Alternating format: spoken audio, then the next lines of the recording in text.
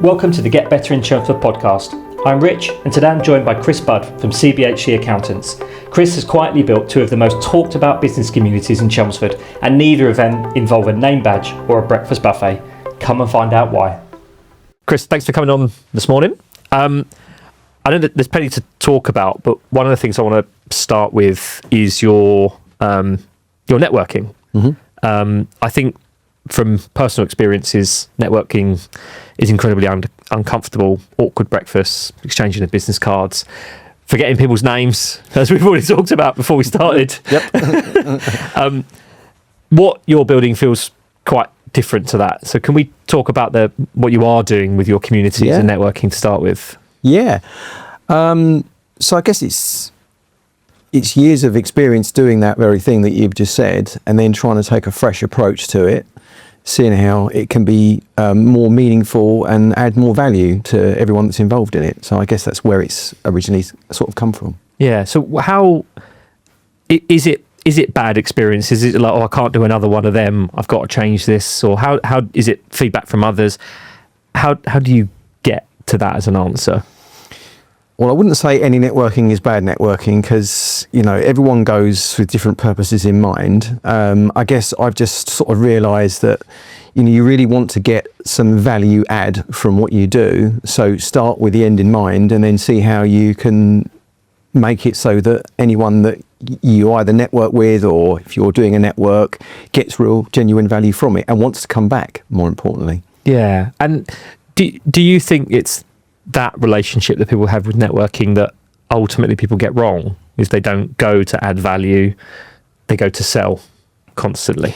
Yeah, I think that's probably one of the mistakes people make, is they walk into a room with that kind of attitude in mind, but you're so far ahead of where you should be if that's all you're going there for. It's about engagement and relationships initially, and I think that's where networking should always start. Yeah.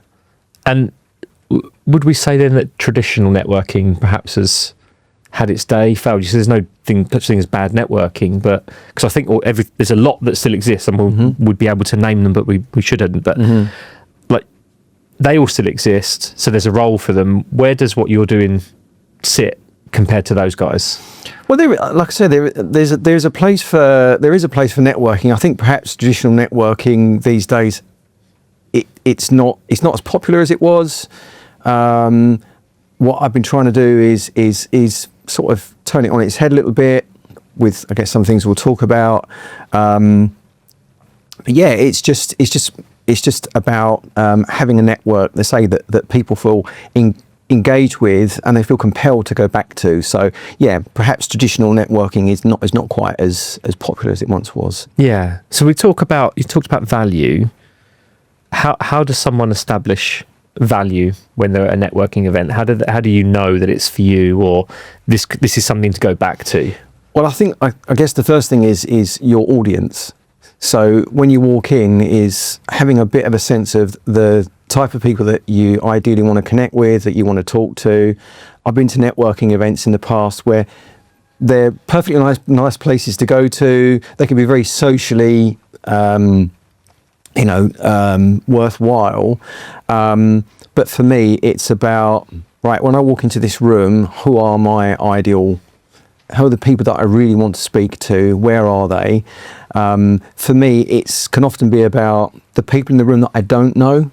I think that's where a big mistake is made. People go to, for example, an event on a Friday lunchtime, and whilst it's always nice to see the people you know, where's that adding the real value? It's the people in the room. Who are the people in the room you've never seen before, and why are they there, and should you be connecting with them? Yeah. And within the communities that you've created, do you think you see a lot of the same personality types? Is it suited more so to a certain type of person? Because like for me, despite appearances, I really struggle to walk into a room and introduce myself to new people. Or like, so how does it, like, is it a certain type of person? And is actually that part of a challenge with it, part of the perception challenge, that I don't want to go there and just be big with big personalities all the time? And so I think some people do worry whether they'll fit into networking. There is that classic, if you've ever seen it, the old westerns, when you walk in the room and the needle comes off the record, everyone turns around and looks at you. That actually never happens. That's something I used to suffer with, is worrying that, you know, people would, or who's that, for God's sake? But actually that's, to my point previously, that people should be looking for those people they don't know, and it should be open for everyone. So whether you're a complete extrovert or someone that takes a little bit longer to open up or get talking, it shouldn't stop you from going there and feeling as though you can be involved in it. Cool. And before we dive into some of the detail of what you're creating, let's go all the way back to your career. You've already said, it's not that exciting, but I think what's really interesting is perhaps look at all of the experiences and what you've done and the roles you've done and how that might have shaped why you've done what you've done today. Because I think there are some perhaps cues in there that suggest why some of the things you've done now are quite successful. So without going on and on, so my career started as soon as I left school back in 1988. I think Mark was about 30 then, wasn't it? I know, let that out. He won't. We leave everything in. Yeah. We leave everything in. So look, I joined the bank from school. I joined a very, very different high street bank. Banking then, high street banking was very traditional, probably a bit stale, but it was about to go through a seismic change in terms of that traditional type of banking. Was kind of dying a bit of a death, and it was more about the customer base and finding where there was more access to that. So I joined the bank and did a few roles where my career really changed. Was I was a branch manager for a very long time, and I really enjoyed that, but I got into relationship banking. And that was something I absolutely loved, because that's when I realised that working with clients and working with customers on an individual level was definitely for me. Yeah. So perhaps one of the parallels that I see in that is where you've talked about the transition of the banking system from being quite hands-off traditional to that sort of more relationship-led.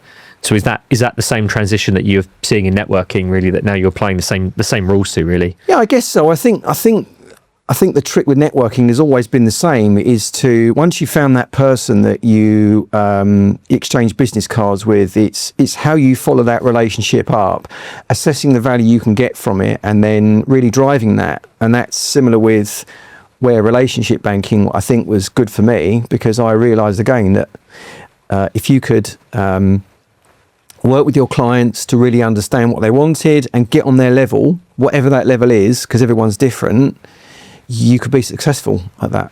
Yeah. So what have you learned about people during that journey that means that you're now successful doing what you do today? Everyone's different. You can't judge anyone from one particular meeting. You've got to take time to get to know them, to understand them. So I think as long as you do that, as long as you have that open approach to everyone. And I've worked with clients from loads of different backgrounds, from incredibly wealthy people that are very well connected, to all sorts of people. But if you treat them equally and respectfully and value them, then you can do well out of that. Yeah, and maybe it comes naturally. Maybe you've had to work at it, but it strikes me that you're talking about people having a patience, asking questions, listening. How much of that have you had to learn and hone throughout your career? Because I think that feels like, again, if we transcend every role you've done to the communities you're building and the role that you're doing now at CBHC, is that the skill? Is that the human trait, really? Yeah, absolutely. I think patience is a massive key word there, particularly with so trust, understanding, I think, as well as patience. With clients, you've got to earn their trust, and you've got to kind of do that in a networking sense. So when you meet someone, you can have a great initial conversation. I've done that with loads of people. It's that follow-up. It's doing what you say you were going to do and doing it at pace. That's a game changer.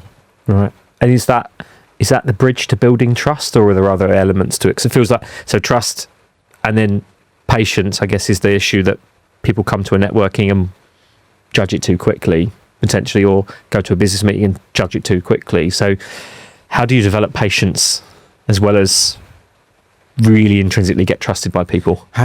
Oh, crikey. It's just a long game, right? I mean, particularly I think the difference between what I do now, business development, and being a relationship manager was, when I was a relationship manager, I had that bank of clients, and my role was to get to know them and their needs. And once I'd cracked that, the rest took care of itself. When you're in business development, you have no clients, you're building pretty much everything. Now, I've been fortunate as I've moved forward in that I've built up that bank of contacts and relationships, but you still have to work at it. And for example, whether it's working with somebody that you want to build a strategic partnership with, or a client, it all takes time, and yeah, you have to have the patience for that. Yeah, and do we think ultimately that patience comes from the individual or within the business? 'Cause I guess if we're thinking about some of your previous roles where you've been remitted to go and build relationships, you're afforded a bit of patience and time to do that.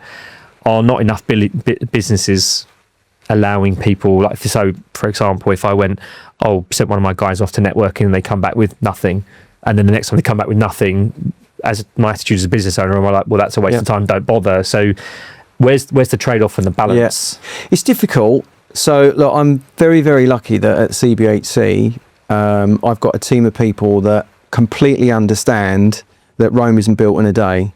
I have to say, in some of the roles I've done, and since I've left the bank, that's not always been the case.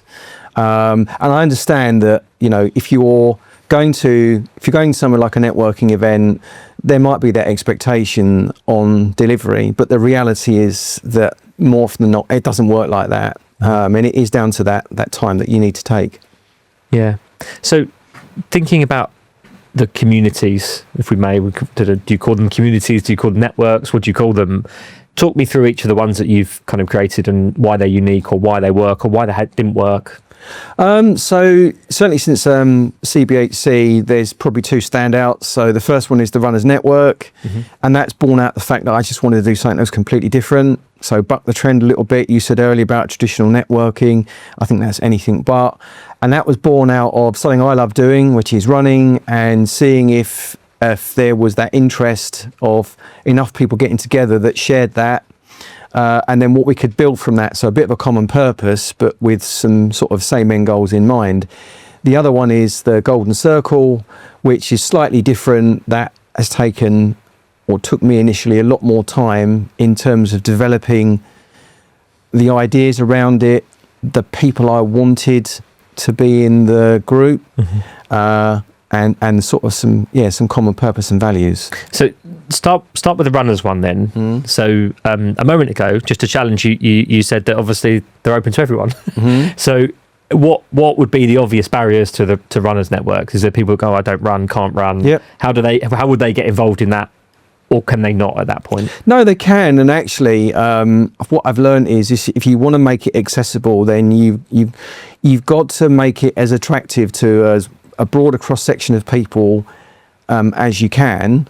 And it's not just about getting numbers, although if you do get people along, then that gets other people along. And then amongst that, you get more of the people that you want along. And I've certainly got business from doing that. But whereas to start with it was come and run a 5K route, that in itself was a little bit of a put off to some people. Yeah. Oh, I'm not could do 5K, it might take me ages. So now it's more of well, come down and do what works for you. So for example, do some Ks your ways, that kind of thing. That's attractive. Some people now turn up and they'll do a bit, they'll have a walk with other people, but it gets them out in the office and they like that. Yeah. And what is it, do you think, that attracts? Is there a certain type of person that comes to that one? Because for me, it kind of sounds a little bit perfect, because there's a complete distraction. If I haven't got anything to say or can't find the small talk, I can just keep running next to you and it's no problem. I'm running next to you, I don't really need to maintain any eye contact, so I can remove all that awkwardness. So does that bring a certain type of person to it. No, it's actually brought quite a cross section of people. I think what I found is that some people like it because if they're working from home, it gives them an excuse to get out for a couple of hours. So it's something for them. I think as the weather's got better, people think, oh, that'd be a nice thing to do, to go out. So it's attracting more and more people that wouldn't necessarily associate themselves with running. There's still that core group of people that come that like to do that and will go around and do it at whatever pace they want to do it. But more often than not, people that will just turn up and have a bit of a wander and a chat with people and so on. Yeah, and do you think that served perhaps more generally as a community then, in the sense that actually people want to get out, it's hard working at home, perhaps some of the business owners or salespeople that are involved in that, it's quite lonely, there's a mental health challenge, actually getting out in the sun, taking exercise. So is it actually more than a networking event at this point, do you think? Yeah, I think it is. I'm still learning about how that network works best. Yeah. Ultimately, what I've tried to create is something that is associated back with CBHC. So the Runners Network, as far as I know, no one else is really doing. So if they're coming along to it, they're talking about it. They might be talking about me, but hopefully they're talking about CBHC, which is the point. Yep. Yep. And do people know that that's the relationship with it? So they come seeking perhaps advice or directly accountancy type stuff, or are they doing business with each other as well? Yeah.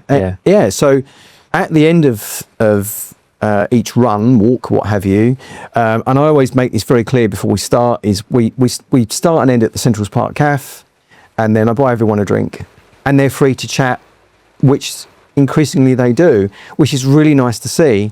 It's really nice to see little groups forming when you go out, people chatting to each other, and then when you come back, conversations just spring up. Somebody who will remain nameless, who's a mate of mine, he came along and he actually messaged me and said, Chris, I got quite a lot from that, really, really enjoyed it, in terms of somebody he met, which is really useful to him. Great. So hopefully he'll come back and they'll come back and they'll tell more people and they'll come along and it grows arms and legs. And do you think one of the things that, other than the free coffee, which is very kind, do you think it works because everyone gets something back out of it regardless? Yeah. You get your fix, you run, you get whatever. So you're always going to get something out of it. Yeah. And again, going back to what you were saying at the start, the traditional networking, some of the networks I've been to and still go to occasionally, they're quite, they can feel quite claustrophobic, quite intense.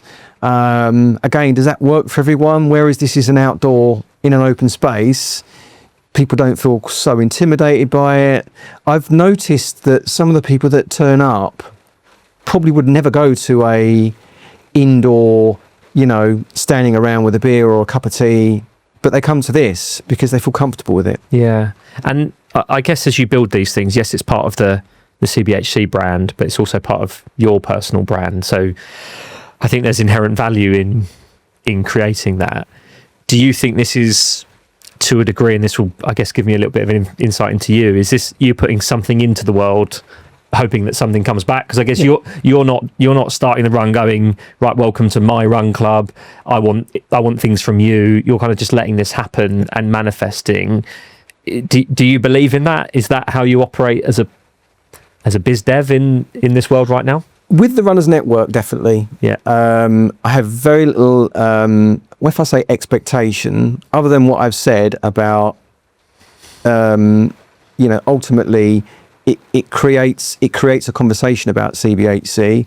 I don't do any long speeches. I welcome everyone. I always remind them where we're going to go, because a bit like Park Run, you get your first timers, where are we going? So I think that's helpful. Beyond that, we get back and then it's stay as long as you like, and that's what people do. Yeah. And you mentioned the Golden Circle then as well, which feels, perhaps in title, certainly slightly more prestigious than the Runners event. What's the key differences? So how does that operate versus the Runners Network? So that's more strategic. As I said, that's I formed that with a group of people that I gave a lot of thought to in terms of what I thought they would get from it, so what they would be prepared to put in it. Okay. if that makes any sense. Okay, we'll go deeper into that. So what's the if you do you apply to join? No. So you don't have to pitch yourself in. No. Look, initially what I did was it was an idea that came from something I did previously, and I'd always wanted to try it. So it was more a case of me approaching the people initially and saying, this is what I'm trying to do, this is what I want to build. Do you think it would be of interest to you? No one refused, everyone seemed interested. So no, there's no sort of initial pitch or anything like that. It's just me and a group of people that I say I think can add value to each other. And are there any checks and balances? Because obviously you said, very much about value creation, not necessarily selling, wanting to connect people that are invest each other, listen, learn, understand. Are there people perhaps that aren't suited to the Golden Circle and perhaps are suited to other types of networking? Yeah, possibly there is. If I say the way the people that I've got in the group, I'll be careful what I say here. There's no super big egos in there. Everyone's got character. They're hugely capable people, and I know lots of people that absolutely are.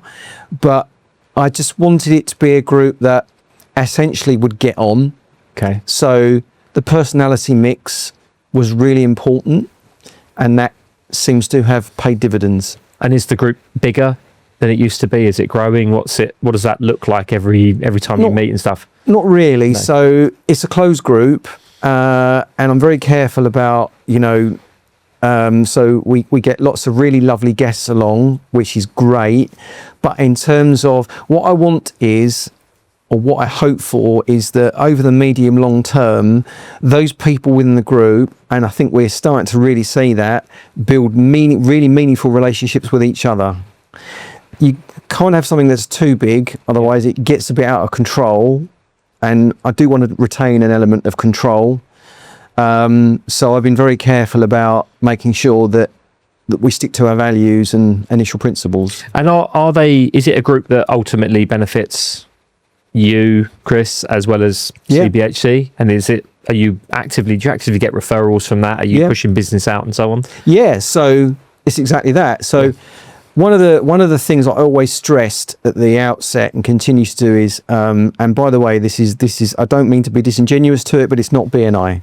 BNI's got its place. It's a model that some people love and can be incredibly effective, but that's not what I wanted from it. So it's a balance of, it's not BNI, but you can't kind of just pick it up and put it down. If you're in, I want you to be in and committed as you can be to it.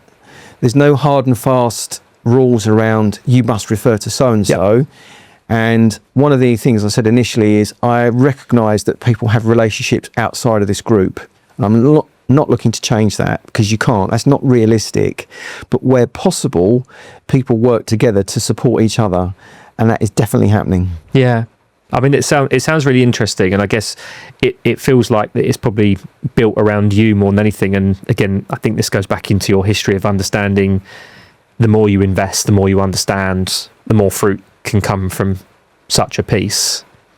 So with all of that taking a little bit of time and everything, you mentioned earlier CBHC are very accommodating of that. How do you first approach the business and go, I want to spend some time doing this? Because it doesn't necessarily feel like the same thing that a biz dev might come and go, right, I want to go to this networking thing, or I want marketing to run this campaign, or I'm going to start outreaching on LinkedIn. Maybe you do that too, but how do you pitch that to the business and then go, I totally get that? Well, I think I'm blessed with the fact that working with particularly Dan Monroe, who I guess I sort of report into, work closely with. Dan was and still is always open to these sorts of new ideas, because before I joined CBHC, didn't have a traditional business development type person. I guess Ian was doing the vast majority of that sort of work and doing it well. I think he liked the idea. He was prepared to give me the time and space to develop it. Obviously, he wants to see a return, but Dan understands that the returns can come in different ways, so he doesn't just focus on the monetary value.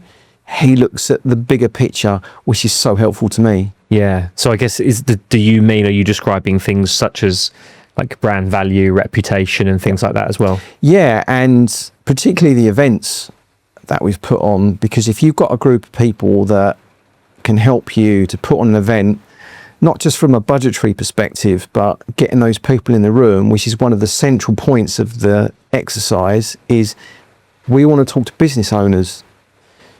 We all have access to business owners. Yeah. So let's pull our resources and get them together. And he's bought into that and has seen the value of where that's come to fruition.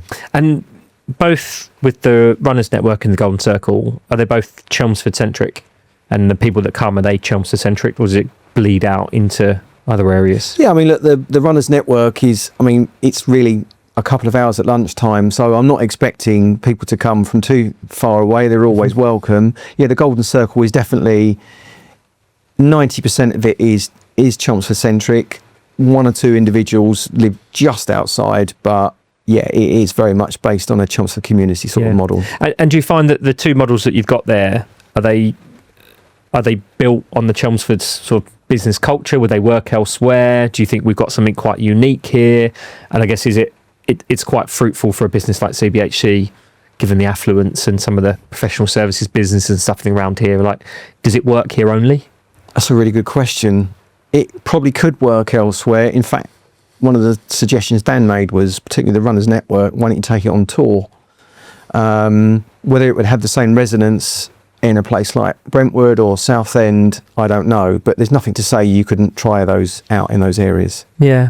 And I guess one of the things that struck me originally, I think actually probably it's quite innovative what you're doing, really. And as you say, you don't think there's actually anyone else doing it. I think the bit that really strikes me is it's CBHC are an accounting firm. Mm-hmm. So is there you got a lot of support from the team back in the office, but it seems a little bit out of kilter for me. So what does allowing you to do this really say about the business and perhaps how cutting edge or at the forefront of everything it is? Or is this the drive to try and change the perception of accounting? It's not a particular drive to change perception, but I think accountancy and professional services, if you can do different things, again, the key is I want people to be talking in a very positive way about CBHC. So if you can find those things that are different and innovative and strikes up that conversation, what is really nice is when someone says, I've heard about your Runners Network, I've heard about what you're doing, I've heard about your events. Great. And hopefully at the same time, they're not just looking at me, they're looking at CBHC and what we're doing. You can't just limit it to what accountancy services is, because if that's all you talked about, that's no disrespect to accountants, by the way. It's not that exciting, is it? Well, I think that's why it's so surprising. But I guess so if you're trying to create a different perception and change that narrative around accounting, is it, CBHC, they've got a networking piece, Golden Circle, Runners Club, that's helped me. It's ultimately accounting about helping businesses succeed. So there is a bit of a link here. It's just not quite the association. Yeah. I think it's trying to show that we're really human as well, because in all industry and across Chelmsford, there's some really great people working in accountancy and legal and all the other services. But again, through my not particularly nice description of it, sometimes it can be seen as a little bit, it's accountancy. But there's some great people sitting behind that. And ultimately, I want it to be about CBHC and the great people and what they do.